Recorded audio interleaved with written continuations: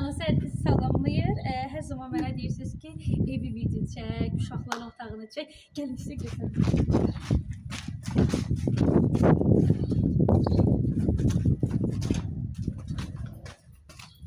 Bu bizim balaca mətbəximizdir.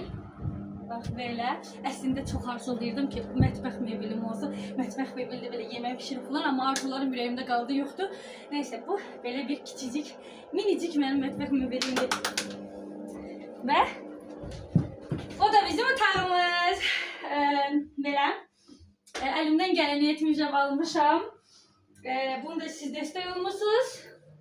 Sonsuz təşəkkür edirəm. Sizə borcluyam. Gəlin uşaqların otağını göstərim. Bu da uşaqların otağı. Güzgülərim. Bir ana kimi hər şey etmişəm.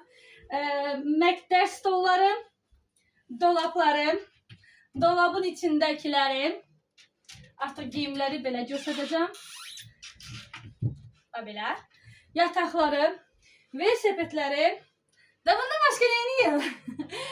Allah herkese destek olan herkese sonsuz teşekkür ederim. Bəli, bəzi şeylerde sizin de desteğiniz olubdur. Ve inşallah ki her zaman mənə kömək olacaksınız, yanımda olacaksınız. Sizin sevginiz de beni güclü eder. Belə bir şey diyeyim. Mən güclüyəmsə, ayaqda dururamsa sizin sayenizdedir, sizin sevginizin sayenizdedir.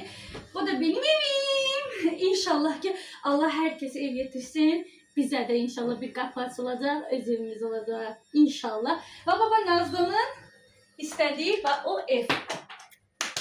İnşallah ki olacak. Sizi öpürəm, bağrıma basıram. Yorumlarda yazın, evimi beğendiniz mi, necədir? Ve onu mənə çox maraqlıdır, çox istərdim ki deyəsiniz. Hələlik.